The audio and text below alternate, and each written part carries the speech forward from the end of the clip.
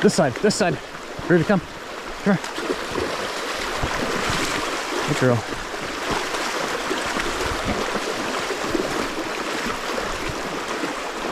Ruby, come here. This way. Good girl. Want to scare the fish. Come on. Come here. She's like, what is that white stuff, Dad?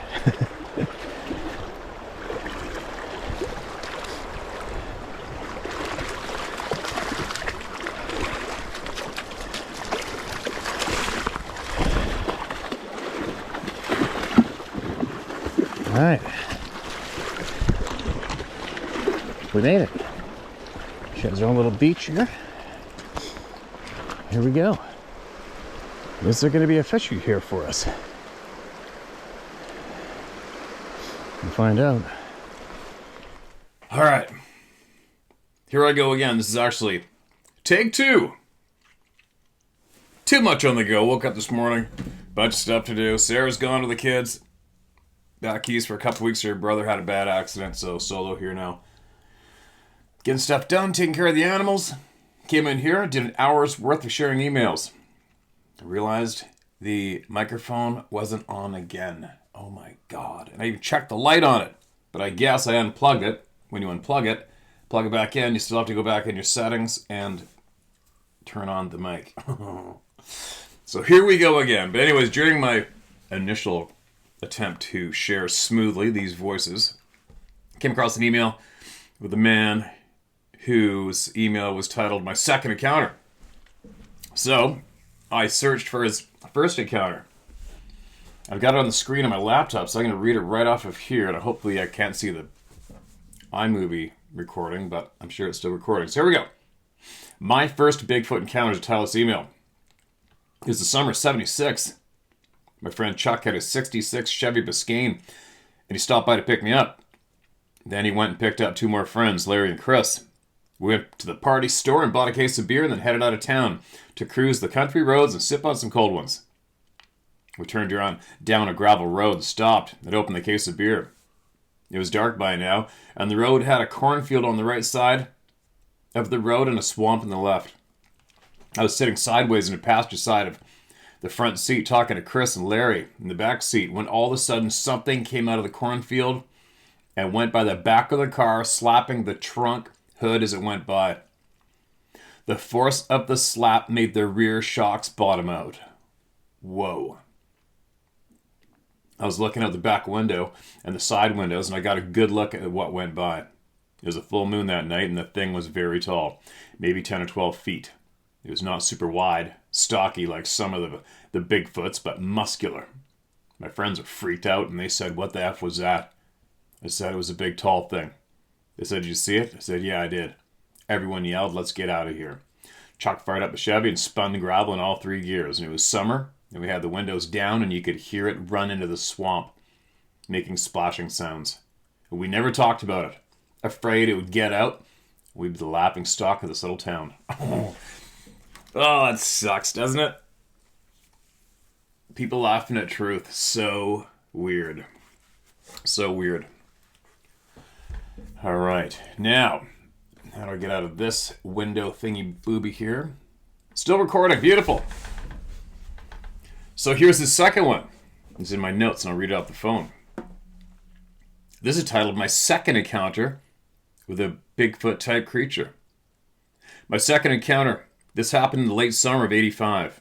Me and some friends were supposed to meet out at a place we used to go and hang out by the Kalamazoo River and have a fire and drink beer. I ate supper, left home, headed out to the tree, as we called the place. I got there about 7 p.m. and no one was there, so I just started gathering firewood. After gathering some firewood for about an hour, I took a break and went out on the half of the tree which had been struck by lightning and had fallen across the river. I sat and enjoyed the beauty of the area, and I noticed the sun was just over the tree line, and it would be getting dark soon. None of my friends had shown up, so I figured I had been stood up. I went back onto the land and walked up by the back of the big split-out tree to take a pee. I was peeing, and all of a sudden I got this creepy feeling someone or something was watching me. The hair on my neck stood up. I stopped peeing and turned around and looked down the game trail, and I saw this huge thing all covered in dark hair. It was very wide. Head sat on the shoulders. It was maybe 20 to 30 feet away, standing by a dead tree next to the trail. I could not believe what I was seeing. So I walked toward it, probably hoping it would just turn into an ordinary object that made sense. And I walked maybe 3 steps toward it, and it backed up the same. Then I got scared, and I backed up to where I was standing, and it came forward to where it originally was. As it came forward, it stepped on a stick that went snap. That's when reality struck, and I knew what I was looking at. I knew I was looking at something. I must have been in shock because it seemed like I was standing there looking at this thing for quite a while. And then I finally snapped out of it and ran up the hill onto the railroad tracks, and I got out of there. It was almost dark when I got up on the tracks. When I first seen it, the sun was on the top of the trees, so a lot of time went by, and I cannot explain. There you go. Shared, my man. Again, a lot of time that you can't explain.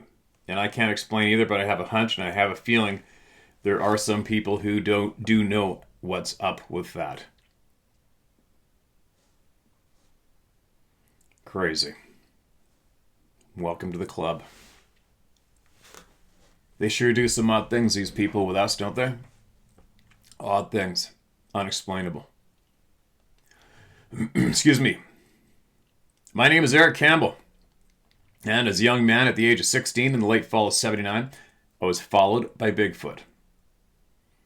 A friend and I decided to share our profits from running 2 different trap lines while still in school. My friend ran a muskrat and mink line, and I would run a fox, coon, and possum line. My buddy had 5 lakes and a creek that were about 2 miles, mostly open terrain. I had a 4-mile run. All woods except a little stretch of pasture field. We both got up early before school to check our lines, and also in the evenings after we got our homework done. The pelts were sold prior to Christmas, so we were able to purchase presents for our families. One morning prior to school, I got up and dressed to check my line. I would carry a small wooden club and a hunting knife on my side. It was dark out but when I would leave. It was dark out when I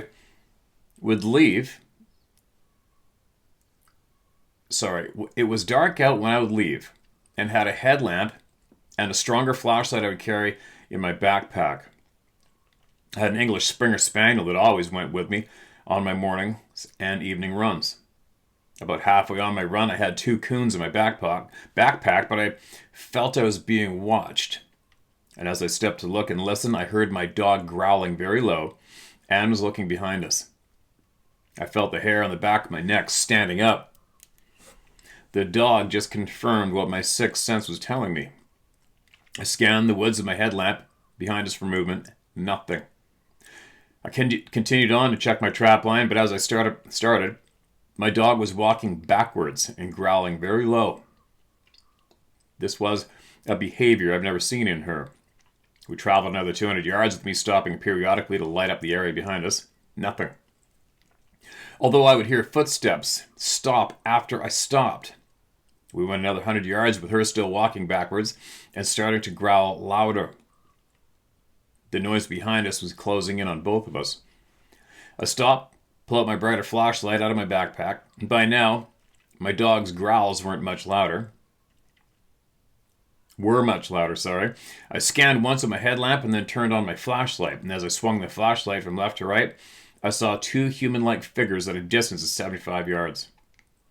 I knew then I had a serious problem, but I never stopped swinging the flashlight. I didn't want them to know they'd been spotted. And as I continued to swing the flashlight, my light hit an old tree stump with no bark on it. Although this trunk has what looked like fur growing off of it.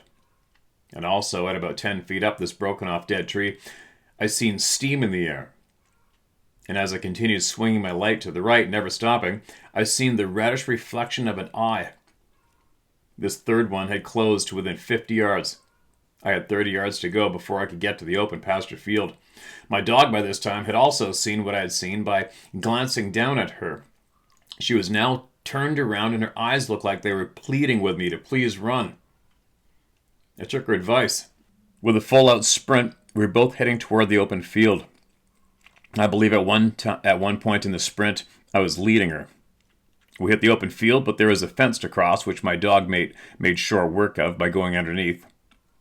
So I threw my backpack over, and I followed her lead by diving and rolling underneath the fence, all the while thinking it would grab my leg as I was trying to get under. I knew by the sound of the leaves it was right behind me. And as I scooped my backpack up, I swung the flashlight behind me, and all I could see was fur, and the smell in the air was like something sweet and repugnant. It was huge. And as my flashlight hit his face, which was pointed up at a 45-degree angle, it let out a scream that felt like it reverberated through my soul. This thing could have easily ended my life, and to this day I try to figure out why it didn't. 3 things never happened again after that morning. 1, I never checked my trap line without my father's .348 strapped to my shoulder. 2, my dog never went with me to check the trap line again. And 3, the most important of all, is I never again questioned my sixth sense. Number 3 is a good one. Thank you for giving me the opportunity to release this experience, which has been penned up inside me for 40 years. Yours sincerely, Eric Campbell. Eric, appreciate that, man. Welcome to the club. That's a scary-ass experience, man. Very scary. Not nice. Here's another one. No title in this email. Hi, Steve. I grew up in northwest Wyoming. In the summer of '84, I left our family's cabin in the morning to hike to a lake that was about 5 miles away. After fishing most of the day, I decided to hike back well before dark. It was only a mile or 2 away from the cabin when a light breeze came through the trees, and it was such a peaceful sound, and I decided to sit down with my back against a tree and take a short break and enjoy. Minutes later, a heavy closed pine cone hit the side of the tree that I was leaning up against, hard enough that the bark coming off the tree stung my face. Whoa.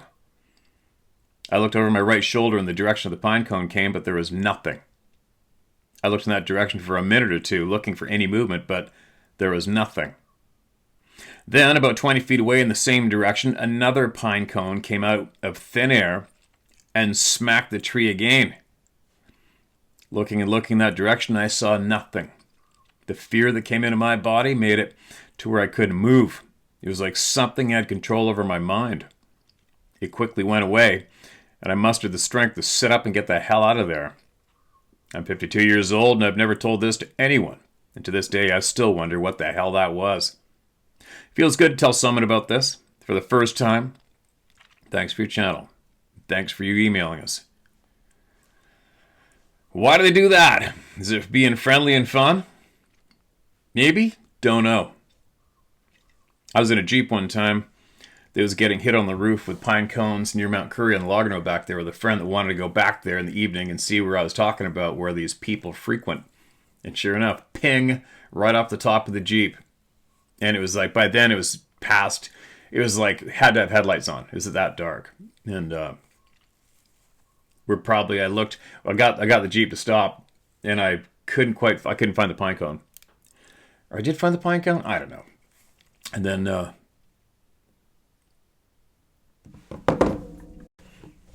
I got, got the Jeep stopped, and I got out and looked around and found a pine cone.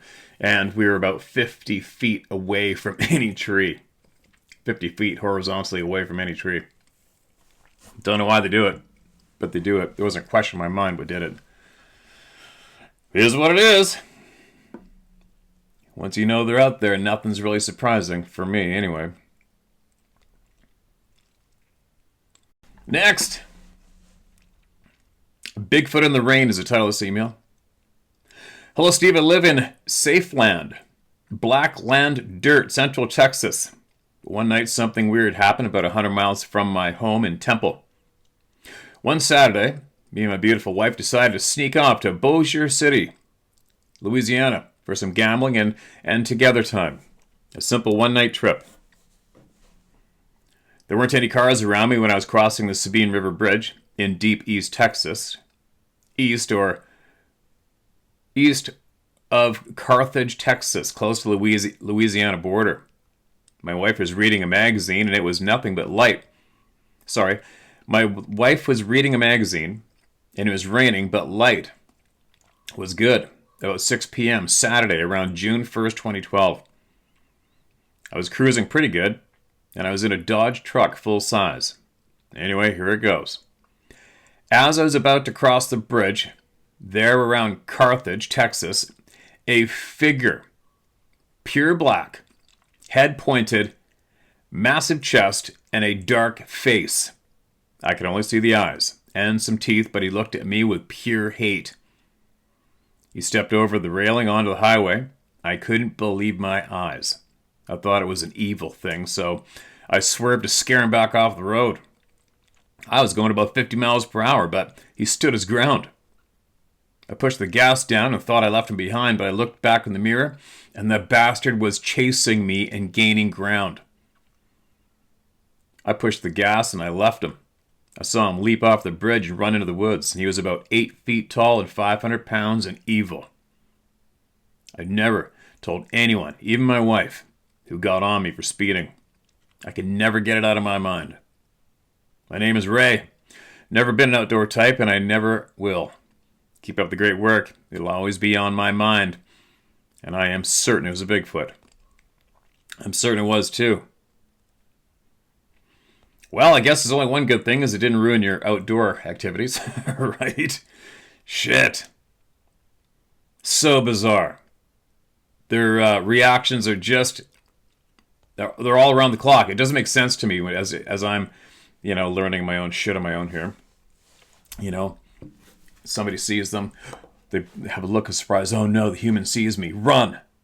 And all of a sudden you got another dude who's chasing down a pickup truck at 50 miles per hour on the frickin' highway. It's not very scared, is it? Just, you imagine seeing a human being, just even a regular human being, running 50 miles per hour? That would scare the shit out of anybody, right? Because it'd be so not normal and alarming and terrifying. Like, what the hell? Must be a demon. Or something. But then to see a 8 foot tall, hairy, muscular thing, human-like being doing 50 and gaining on the highway, that would scare the shit out of anybody. I don't give a shit what anybody says. That would be terrifying. Gaining on you. I wonder what he'd do with the brake check at the last minute. Bigfoot in the rain. Oh, did I just read that? Yeah, I just read it. Sorry.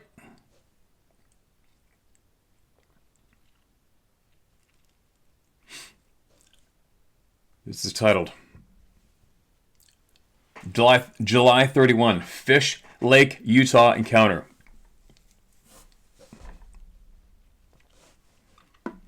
Hello, my name is Spencer. I'm an attorney in Salt Lake City, Utah, and I had a recent encounter with something I wanted to share. My encounter was in a remote area near Fish Lake, Utah. I had hiked to a lake near the top of a mountain. The lake is in an area that few people go into. It's a beautiful place, it's a beautiful area, but is very steep and rocky. I didn't see anyone on my hike into the lake, and when I got there, I was feeling sick due to something I ate and I threw up. I decided to start hiking back, but I felt faint, so I stopped in some thick trees and sat down. And after about 5 minutes of sitting there, I heard a loud knock about 20 yards away, and it sounded like wood being hit against another piece of wood.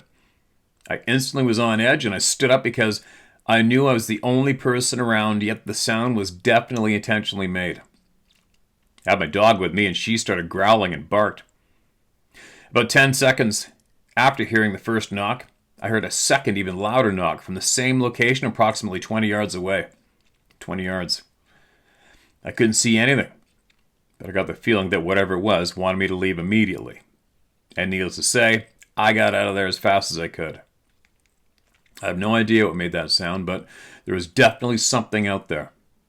Maybe it was somebody just messing with me, though. Anyway, my brother also had a weird encounter in this area that I want to share. My brother was in the Boy Scouts when he was younger and had to do a solo campout for one of his merit badges. He backpacked into a remote area and was not near anyone or even on a trail. He didn't have a tent, so he slept under the stars. He says that he was in his sleeping bag he heard something walking down the mountain towards where he was sleeping. He said he called out to see who was there, but got no response. He was so scared that he couldn't move and just pretended to be asleep. He told me that whatever it was walked right up to him and laid down next to him. He told me the next thing he knew, he woke up. And it was morning, and there was one imprint in the ground next to him where whatever it was had laid down. Anyway, I can't say for sure what I or my brother encountered, but there's definitely something out there that we don't know about. Thanks for giving me the chance to share, and I hope you can shed some light on what's out there.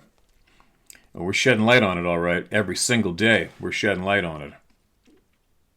Without a doubt. That's a little creepy, freaky, don't you think?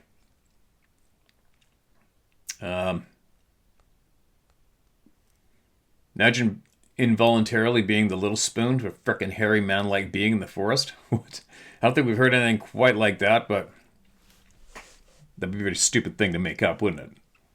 If somebody wants to make something up for attention, they'd come up with something a lot better than that, don't you think? Like that Juicy Smollett guy. Remember that dude that made up getting beat up, paid those guys? Oh, I don't even know why that came to mind. I was just trying to, I guess my brain scrambled to find an example of somebody making up a story to get attention. Roots Creep. Sorry, thanks for that email, my man. Really appreciate you sending that in to us, all right? And keep us posted if anything else comes up or you learn anything that you feel that we all should learn too, all right? Roots Creek / Oregon Coast. It's 2 a.m. and it's as electrifying now as it was then. It moves slowly, quietly, stealth. You know what I mean? Like one of those giant owls that, before dark or at dark, can glide through those tree branches and forests without winging a branch, silent, camouflaged. I knew the Roots Creek area well. Got free bags of beer cans from the loggers who drank all day and all night. Where they kept their chainsaws and the best places to pick chanterelle mushrooms, tree moss, buckthorn, cascara bark, chicken of the wood, hard to find cauliflower mushrooms, etc. I know bear scat signs, skunk cabbage, flora. The swamp opening was different, that no trees would grow on it. Only swamp grass type reeds, always wet / damp. And there were no fresh signs of bear, cougar, Roosevelt elk anywhere. No sounds, quiet, light drizzle, flora smells.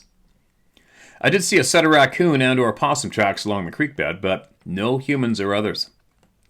This is a very solitary place, and some of those reed / swamp grass clumps looked flattened as I can best recall. No smell, no sound, dead quiet. And at that moment of awareness of someone / something must have been here is when the nape of my neck electrified and the hairs stood straight up. That's when I realized I was being observed and in immediate danger. Still feels like I wasn't going to make it to my Jeep, but my hunch, the first one I listened to, got me there. You can't train for the SHTF moments like this no matter what the scenario. I've been through that general area, Roots Creek Road, all the way to Cedar Creek Rock Quarry for 5 years, on and off road. But never in an open area with swamp-type flattened reed grasses and clumps. That was what drew me to this open area near the other side of the creek. And oh my God, I was back there by myself. And the Jeep was 1 mile away. One should never get into any area that you can't get out of faster than you got in. Once again, thank you for your service and sharing your individual experiences. Semper Fi.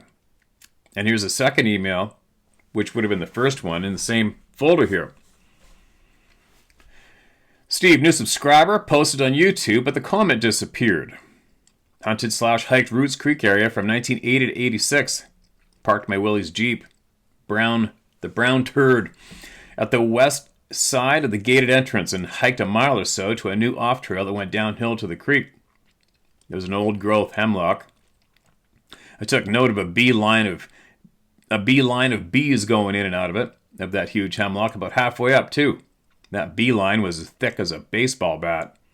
Downhill from the gravel road near the creek, which I landmark as reference to come back to this old growth hemlock, after prospecting for signs of black-tailed deer, deer antlers, logging relics, and chanterelle mushrooms. And as I went below to the creek, thick with viney maples, elderberries, mosses, sword ferns, foliage, I went beneath a giant deadfall log where the creek ran right beneath it. It was dry from the rain under there. And made way across the creek to an amazing opening. Marshy swamp with clumps of marsh grasses in the opening / field. Knee to chest high. It was an amazing opening in such a vastly dense open area among thick vegetation. And as I entered this open marshy area, immediately the nape of my neck went in reverse and my hair stood up straight. Oh my God, like I'd been shot. Bam! I was frozen in place, felt danger like none other. I kneeled and scanned the tree line, 30-30 and 360 direction. I felt frozen and numb. I believe I almost passed out. I couldn't breathe. I was weak. Heart pounding in my ears, no movement, no smell, so no sounds, quiet and silent. My hunch, learned real quick what hunch meant, was a red alarm to beat feet. Get blood flowing now. Back from where I had entered, back across the creek, under the giant deadfall, and back up the slope to the gravel road. I went for it, although for a second or two I was pulled to go another direction, toward that part of the creek, but I did not go that way. In a split second I went with my hunch, not the other one. As I made my way back across the creek beneath the deadfall log, I stopped and listened and heard nothing but the sound of the creek and a sense that it was close, but not as close to me when the next 30 or so feet to the top of that gravel road / hemlock where I had entered. As I made my way to the gravel road above, halfway up slope, I turned around and crouched, aiming down below the trail where I came, and the tops of viney maple leaves were shaking and vibrating. I could see nothing, and had a great position / best angle / view to observe below at that point in time. It was right there, with the sword ferns, the mulberry bushes, hanging mosses and leaves from those clumps of viney maple trees. It would not reveal itself.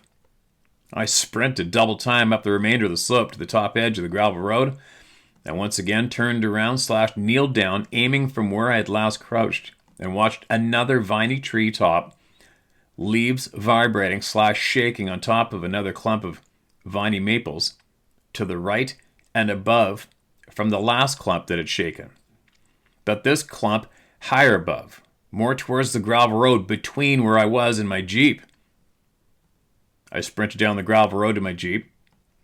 Jeep took a while to turn over with the key and foot starter, and drove back to the trailer where I was living, and I never talked about that open swamp clearing incident.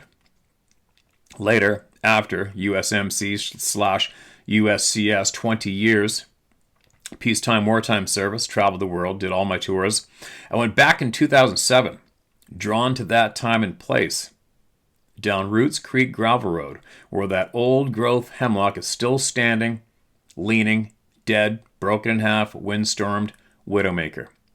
I stared down into that area, clear cut 10 years ago, and it is still quiet, and the foliage has made it even more dense and inaccessible. It's such a beautiful, magnificent place. To this day, wondering why. When you're young, you don't see the same things you saw when you got older. The experience was terrifying. It would not reveal itself, period. Your last video is spot on, and I'm relieved to share my truthful experience / life-saving hunch from years ago. We need to keep our hunches alive and sharp. I was 19 years old then, and I'm now 57 years old. Semper Fi. Jeff Niederkorn, USMC 86-94, U.S. Customs 97 to 2009. Appreciate you, man. You're a good man, Jeff. I appreciate your honest experience shared here. That does sound frickin' terrifying. Very. Very. Who's next? Oh, quick note too. I'm in the doghouse right now. Side note. It was Sarah was racing to get all of her packages packaged and labeled, and all the package labels printed out, everything she does in her little corner there in the house. And she's like, where are these shirts going? And of course I can kind of hear it. I'm like, ooh, I don't know. Whoopsie berries. I don't know. It's a stack of t-shirts. Need an extra large, or just go grab one sometimes. Same with the hats and the toques, right? Whoops. Oh well. Yeah, busted. I'm in trouble. Caught stealing from a store. All right, I don't know why that came out. Hear me. A deceased friend's scary encounters. The title of this email. Dear Steve, I have an account told to me by my late friend. His name was Wes Bain. He died in 2019 of brain cancer. My name is Patrick Mayo.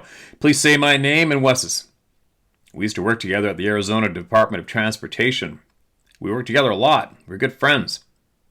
And this event happened to him in West Virginia. He was 16 when this happened, and it happened in 1972. Wes had just gotten off the school bus. He had a ways to walk to get home. Yes, this is rural. Sorry, I forgot to say earlier. He was walking by an open grassy pasture with woods behind it. The woods are about 200 yards from the road. And as he's walking, he looks to his right. There in the middle of the pasture, and about 50 yards from him, there's this huge, monstrous thing. Wes told me the thing was on 2 legs. He said it was built like a double-reinforced brick pooper house. It was at least 9 feet tall. He looked at him and let out a loud growl. Wes said the thing looked like a werewolf. He was so scared. He took off running as fast as he could run, and he never looked back. Wes had no idea where it went, and he didn't care. He just wanted to get home. And this encounter scared him so bad he didn't leave the house for a week. The story was told to me over 15 years ago, and I sure hope it got told as right as I can remember it. This encounter happened either in the fall or the spring of 72. It wasn't too long after that, Wes and his family moved, and I don't know why they moved. I have a story of my own to tell. My dad had a friend that owned a farm, and his farm was located between Elkader, Iowa, and another real small town. The farm was in the hills, lots of woods on this 600-acre farm, and this farm was located in Clayton County. They raised beef cattle and corn and hay. They ran a herd of 400 cows, and half the herd was located in the woods, at about 200 acres worth. It was my job to take the horse and ride out and check the cows. And one day, I was checking them, and I smelled the worst smell ever. And this is in 1982, summertime. It was early afternoon. The horse was horrible nervous. She was about to go berserk. I wheeled her around and got the hell out of there. The next day, same woods, same horrid smell. Horse wouldn't go another step to check cows. I was 16 then. I didn't have the knowledge the horse had. We left. Later that night, the horse is going absolutely berserk in her pen. It was about 2 a.m. I went outside to see what had her nuts. And she was looking towards the woods, not too far from her paddock. Then the horrible smell again. I finally got the horse. I took her to the barn. I went back to the house, grabbed an 1897 Remington pump 12 gauge with slugs. Went back to the barn, and I could hear something walking around the barn. Every so often I could hear other barn doors and windows rattled like being probed for a way in. Yes, more horrible smells. I stayed in the barn by the horse the rest of the long-ass night. And the farmer owners talked to some neighbors, and they had strange things going on too. Yes, this was a stinking, filthy Bigfoot. One of the neighbors saw the damn thing a couple weeks after my fun night. I hope you can read this all right. This is written out on a smartphone, our only computer. Thanks for reading these. I know werewolf/Dogman stuff ain't your first, but it was from my friend I told this story. God bless you, Steve, and your family. Patrick Mayo. Patrick, appreciate that, and I'm sure your friend does too, man. Yeah, the Dogman thing, like I've said before, I kind of shrugged it off in the earlier years because I just didn't know anybody firsthand and nothing for me. But then my brain started to clue in, and I know today if I ignore all of the honest people out there when it comes to these Dogman things, I'm an idiot. So I'm not an idiot anymore, but I was. Not anymore. Appreciate that, man. Appreciate it. Everyone does. 70s hunting trip to Wyoming circled in a ravine by a growling opinion? Question mark. Hello, Steve. Marty from Janesville, Wisconsin here. Been watching your channel for a couple of years now, and it brought back a story my recently late father told me when I was little. This is his account and his story. In the late 70s, my father and a bunch of his friends from Wisconsin all went out to Wyoming to hunt deer. He took some Super 8 movies of the trip, the camp area. I'm not certain of the exact area, though. Story is he was out alone from camp and came across a doe. He shot it, and then tracked it a short distance into a small ravine where he found it dead. He then fired 3 shots in a row from his .30-30 to signal the guys back at camp that he got the deer. And right after this, he said he heard a deep growling coming from above the ravine he was in, like something was stalking him, but he couldn't see anything. I remember asking what he did, and when he told this part of the story, his eyes always got big, and he said he quickly reloaded his rifle. When he told that part of the story, you could tell he relived that moment and how he felt. He was not a BSer. He said that it was circling him from above and growling, and he was in panic mode, quickly reloading the gun. He waited there for the guys at camp to come meet him, and it just went away.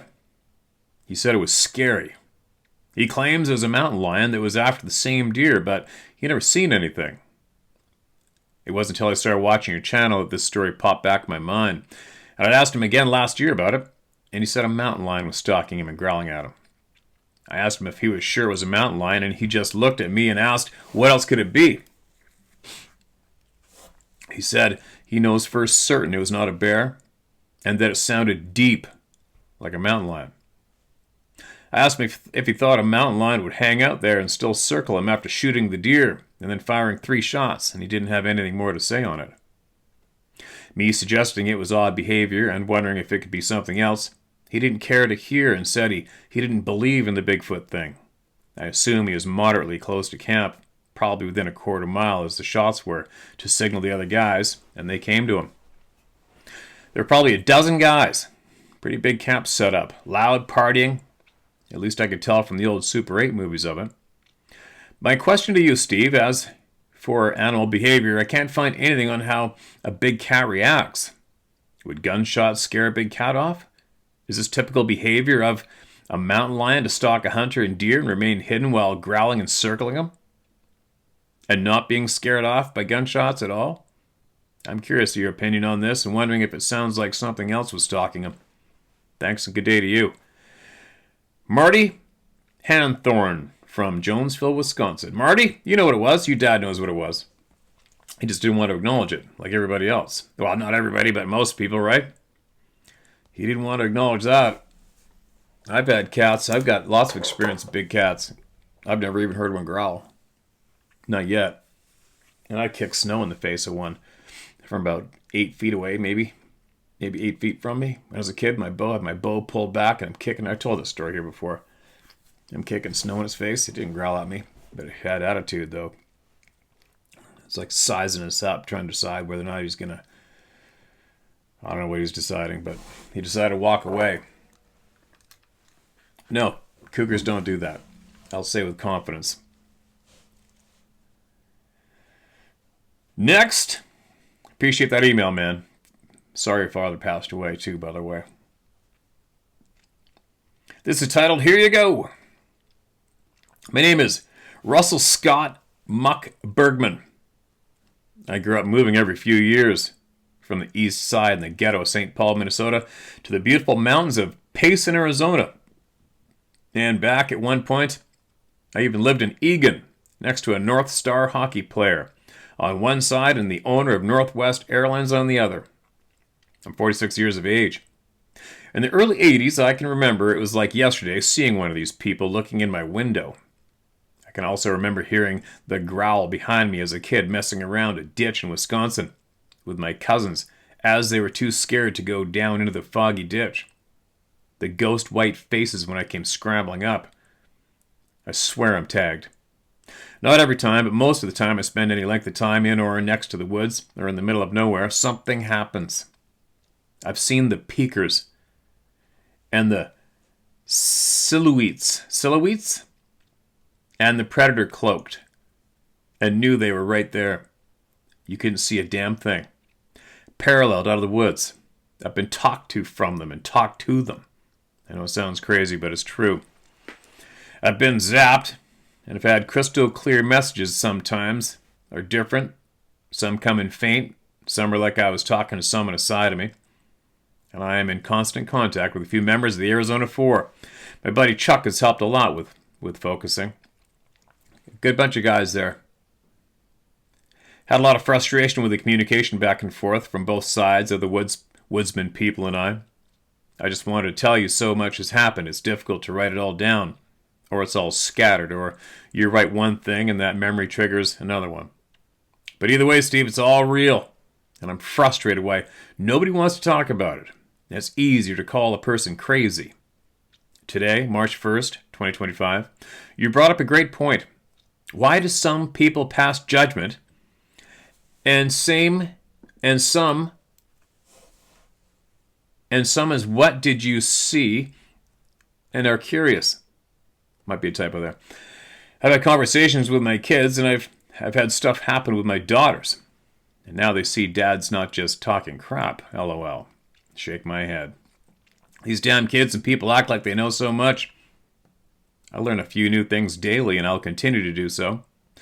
Dogmen, woodsmen, little people, sky people, humans and skinwalkers, and on, all real. I sometimes wonder why all these movies about things that go bump in the night. Where did that idea come from? Anyway, see how fast it all changes? Talk about it, share it all. Love one another and be kind. Talk to you sometime, Steve. God bless you and yours and everyone else. Your friend Rusty. There you go, man. Appreciate the email, Rusty. Oh, one of these damn days I'm gonna make it to Arizona and meet up with those guys. It's just I got so much on the go. It's tough, right? It's tough. I swear I need four lifetimes for this one with all of my interests and all the things I want to do. You know, it's frustrating to want to just trying to, and you nonstop feel like you're running out of time because you're just trying to cram as much life as you can into each minute. You know, that's my problem. Why do people do this? I don't know, man. It's frustrating for me to try to figure it out. I'm not angry with the people who instantly scoff. I'm not. I'm frustrated. I feel bad for them. Because for me to watch a human mind act that way, react that way, is very alarming for me. Right? I am a freedom pushing, truth seeking, promoting person. And knowledge. I'm after knowledge, not 24/7. I try to gain knowledge on numerous different topics. But it's just so hard for me to see, or it takes me or somebody with a similar background as me, all right? And paid big dollars to keep you alive and share my knowledge with you, and you are to trust me with your life and your hard-earned dollars. And believe and take in everything I have to share with you and all my knowledge to share with you as fact, with confidence. But all of a sudden, a sentence comes out of my mouth where I share, I seen something really freaking crazy one night in the woods watching me from about 15 yards away, and it was huge, and it wasn't a human, it wasn't a bear. Now, I'm trying to envision myself being on the other end being on the receiving end of that statement, and I'm pretty certain I'd probably go like this. What? You what? What did you see? Where was this? When? Right? My brain isn't going to automatically go, oh, there's no proof. You believe in Bigfoot? Do you know what I mean? And go like a firewall. You know, like one of those hidden sliding 3-foot thick steel doors goes, dong, in the brain. That's alarming to me. Our brains, I'm quite certain, aren't supposed to react like that. It's not normal. It's not supposed to be normal, but unfortunately it is fairly normal for a lot of humans' brains to do that, and that's alarming, right? And I'm just trying to figure out how do you get to that place between your ears? Because that needs to be turned around, because that is so common. And if you have that many people whose minds can do that when a certain topic comes up, that's frickin' scary shit. Think about it, you guys. That is a massive red flag. Huge red flag. How did their brains get there? For real. Is it genetic?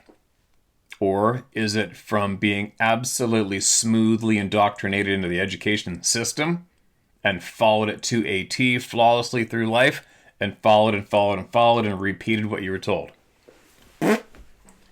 Is there somewhere in that system that created and planted that block in those various human minds? Is that how it happened?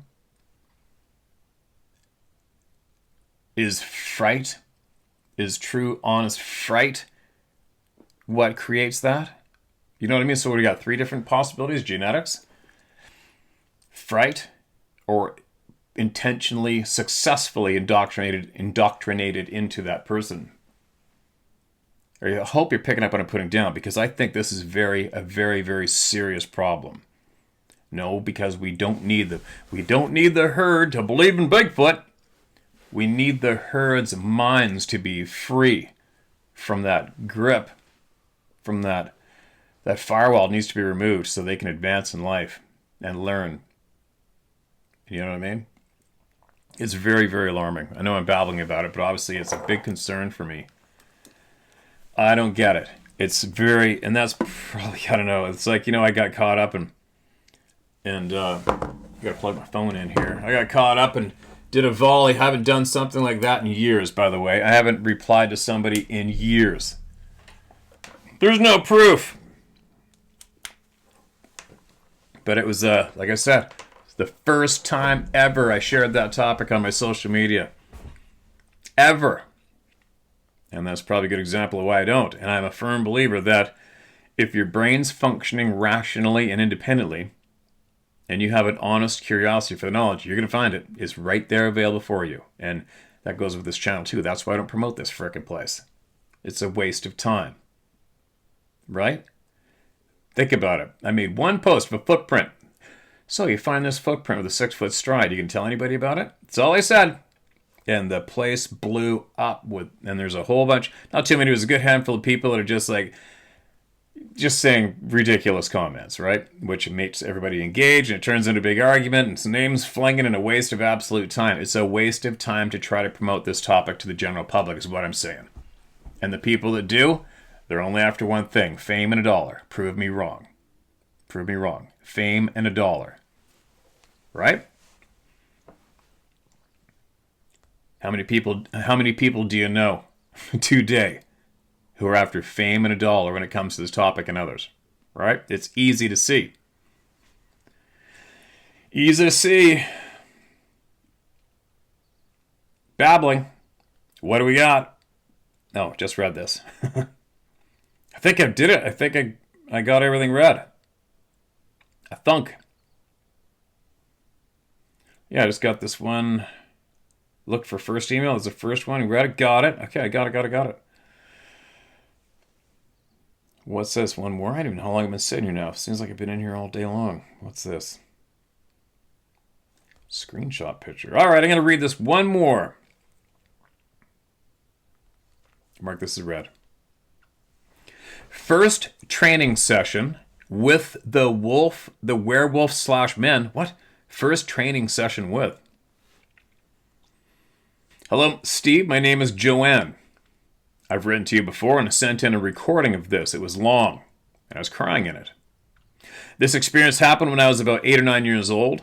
I lived in a trailer park that's next to a river. The area was a hangout for us young kids. See photo attached. The areas marked in red are the spots of the encounters. Time is about 9 a.m. to about 4:35 p.m. Do I remember every single detail or some names? No. I can just tell you a brief glimpse from that day. I've changed the names of the men and us girls involved. It was a sunny summer morning, July 81, about 9 a.m. I, Joanne, was with my sibling, Anne, and 2 of our friends, Mary and Lucy. We went down to the river, to the hillside below the tracks. There was an area that had 2 square holes. One of them we used like a fort area and dug tunnels into the hill. As we dropped down into the hole, we started to prepare to dig. We didn't notice it at first, but in the northwest corner there was a young man around 19 to 20, covered in leaves, curled up in a ball, sleeping. He had a white t-shirt and light-colored denims with blood on them and no shoes. What? The man was startled to see us, the four of us, and kept telling us that we had to leave, that bad things would happen if we stayed. And after he said this, you started hearing distant howls that sounded far off to the southeast and getting closer, and he passed out. We thought it was just a pack of coyotes in the park reserve nearby. We were determined to help because he was badly injured. We put together a quick plan. Lucy went to get call. Anne and Mary went to the roads, if emergency vehicles came, and I stayed with them. We set a time limit if no help arrived, and then we'd meet back at the hole at 10 a.m., and this is about 9:30 a.m. Anne and Mary came back on their bikes at about 10 a.m. The weather started to turn, it got cloudy and cold, and the howls kept getting closer and louder, then abruptly stopped. During this time, the man woke up and seemed to be a little bit more alert, and gave us his name as Ian. I asked why he didn't leave. He asked why we didn't leave. We told him 3 of us did, but it was to get help. One of us didn't come back. He told us, they are here. You're in danger and hide. In the tunnels and the cubbies along the wall we had dug. We did as he asked. This is about 10:30 a.m. You could hear voices of men in different areas around us. A lone, deep, soothing voice of an older man, Sean, around his 30s, called out to the young man, Ian, to come out, that no harm would come to him. With Sean was a young man, a teammate, Neil, about the same age as Ian, and a man I called the sidekick, and they were armed. They were the main trackers after him. Then Ian kept telling him he couldn't. Sean's voice was getting closer and closer until he was about halfway up the hill to the hole. He asked him if he could see what was wrong, and the young man finally agreed to this, so Sean came up, the other man stayed behind. And as they talked, he asked who else was there. He kept denying it. He just told him he knew because of a phone call and to come out. You could hear more men's voices and movement around us, and as they were talking, you could see a few men taking positions between us and the opposite hill. In between was a flat, small patch of ground. Sean, the man with the lone voice, called out that they were coming out. As they started getting out of the hole, shots rang out. And Sean kept yelling, "There's children in here, there's children." At the bottom of the hill, near the dirt path, Neil, the young man, was shot. The sidekick was gone. Sean ducked and ran in a zigzag pattern down the hill to Neil and brought him into the hole with us. It was chaotic. Shortly after that is when those on the outside deemed it a hostage situation. At this time, it wasn't law enforcement. It was a line of military-type men on the opposite hillside across from where we were at. We were boxed in. A military type of man with a loud booming voice and large stature showed up later. With him was the sidekick. He was the one in charge of everything, even over the law enforcement that showed up later in the day. And this man had no empathy really no emotion. He just wanted the job done and the men back alive or dead.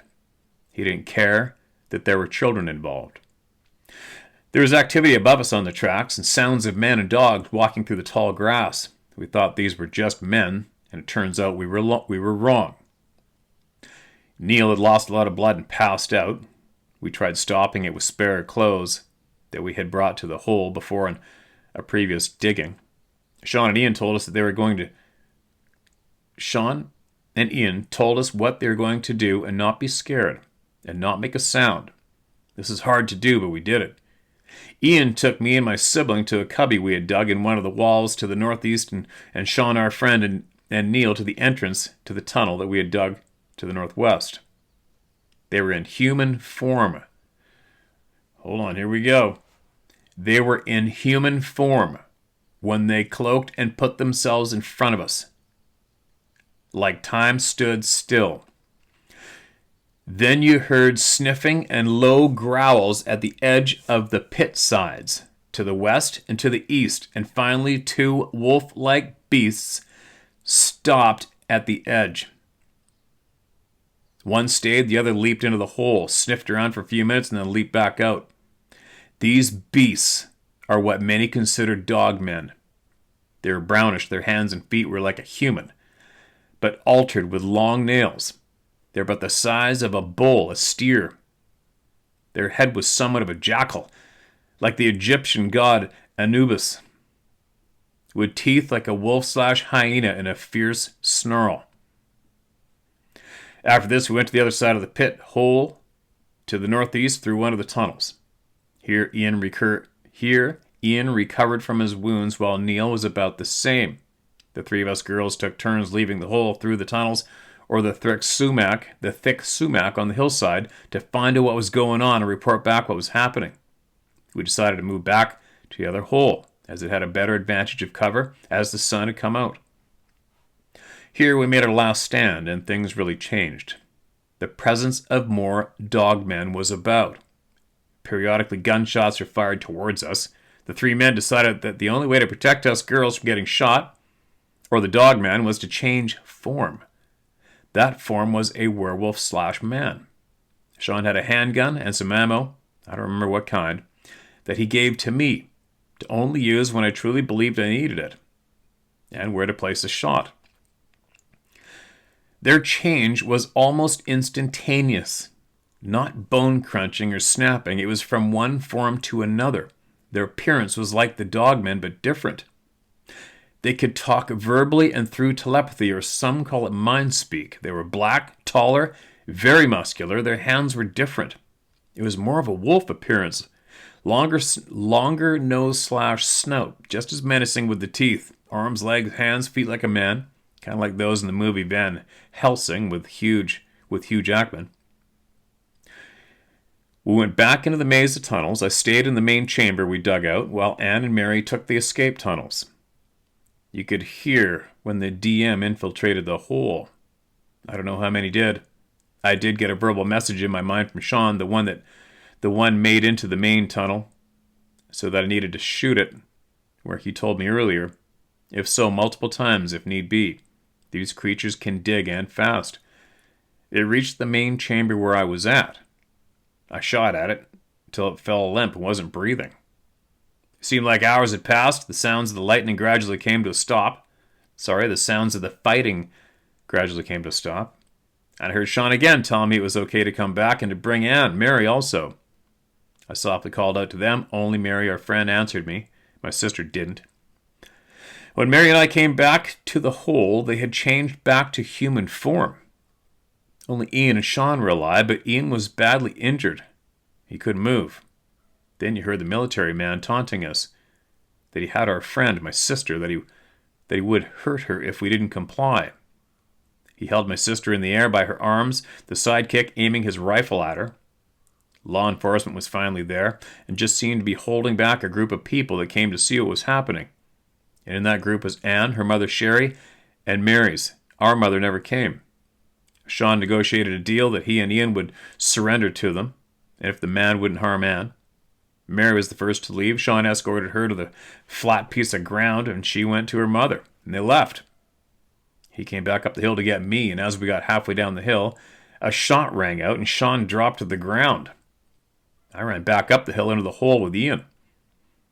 I knew then this man wasn't letting these two men live, and Ian begged me to end him, that he couldn't control his other side.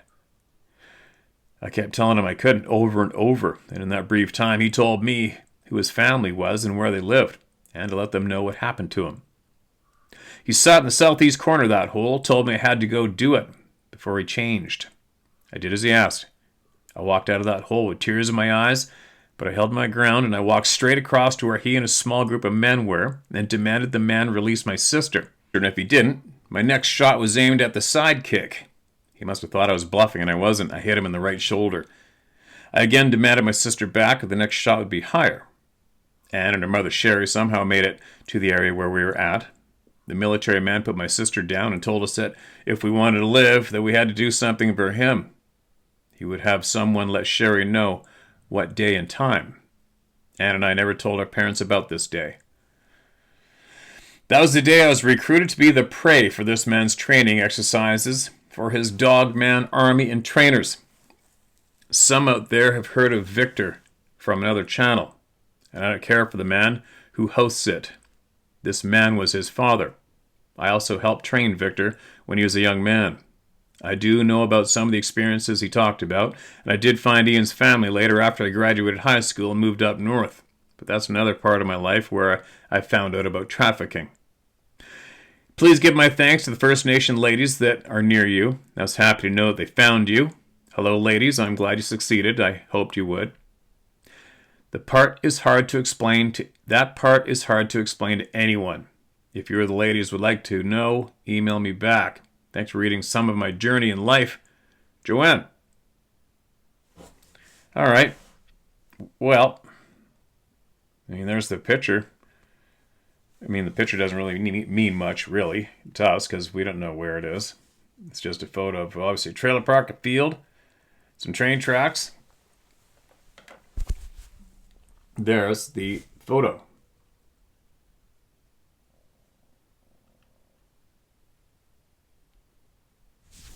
Now, it's going to be another one of those, well, I don't know, take from what you will, leave it. Don't know, wasn't there, a little confusing. It sounded like a perfectly wrote out script to a movie scene, right? And I'm not being insulting, I'm just saying. That was a frickin' movie script for a scene. Possibly. I don't know. And I don't know who you're talking about in the other YouTube channels. Haven't a clue. Maybe somebody else does here. I don't know. But that's a lot of people involved in that one incident. A lot. And I have a funny feeling with our reach here at this stage of the game.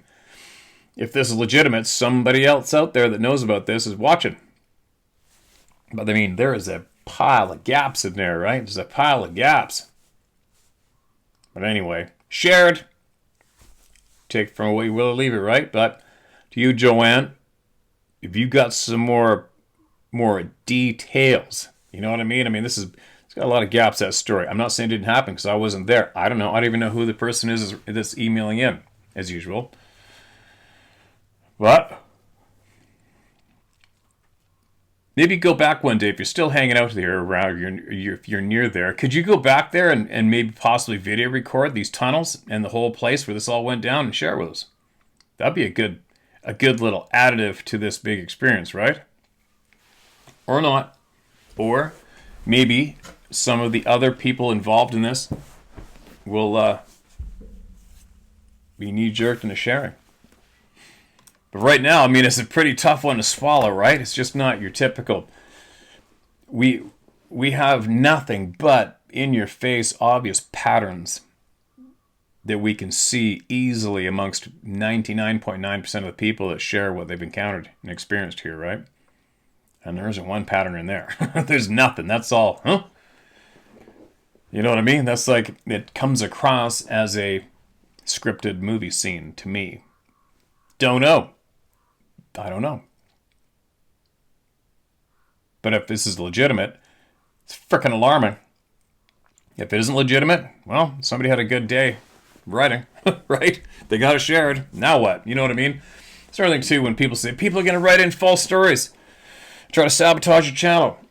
Well, you can't. It's not possible to sabotage the channel. How are you going to do that? Especially with a made-up story. It doesn't matter, because if somebody is demented enough to need to come up with an experience and write it in and hear it repeated, and if they did it intentionally to thinking they're messing with me or messing with all of you or the channel or whatever, their ego is going to be so out of control, they would need to boast about it later. They would be able to keep their mouth shut. Yeah, I sent in a story and it was fake, and they read it too. I think one time I read that somewhere, and I said, oh yeah, what story was it? Resend it so I can read it again, give you full credit. They didn't, and obviously they would. It was this one. It was read on this day, and it was that story. Said nobody ever. You know what I mean? I think it's maybe I got lured into reading a topic on Reddit or something. There's a few pages on there in the past that, excuse me, tried to eviscerate myself and the channel. Not possible. You know what? When it's real, honest, authentic, you're bulletproof. It doesn't matter what the topic or just in life in general. If you're honest, you should be basically bulletproof to a point. Do you know what I mean? Unless there's some kind of huge government faction somewhere that wants to take you down, then what? Then they just plant child porn or whatever the hell they do on all your computers, or say it was there, haul you away and put you on bars, and that's all she wrote. They do that to a lot of honest people, actually, around the world. It's kind of creepy. But for the most part, like coming here, doing what we're doing here, just being straight up, throwing out our experiences, our honest experiences, is pretty freaking bulletproof, and it wins, right? Obviously. It wins. The numbers here are off the freaking chart when it comes to this topic and information being shared online. It just is. And it's all because of all of the honest people. That's the only reason, right? I'm babbling. I'm rambling, bambling. Anyway. All right. I'm pretty sure the audio worked on this one. What am I going to do now? I'm going to do lots now. I got to go do lots. Maybe I'll share, this company with the trail cameras. They're going to send me, they asked me what cameras I prefer to try out. I'm like, well, if I'm trying them out, that means I don't know what they are, so I don't have any preference. What cameras do you want me to try out? So they said they're going to send me another solar panel camera and a cell camera. I'll try them out. But in the meantime, because I know this Guard Pro camera was just, it's the best one I've ever used. Which one is this? It's their A35 trail camera. And I said, hey, if you want to throw me a whole bunch of, send me a box of that camera, and then we'll get them out to all you. We'll do some stupid draws or something. I don't give a shit. But we'll throw some draws out there so you guys can get your hands on some free cameras from these guys, right? And I sent that reply.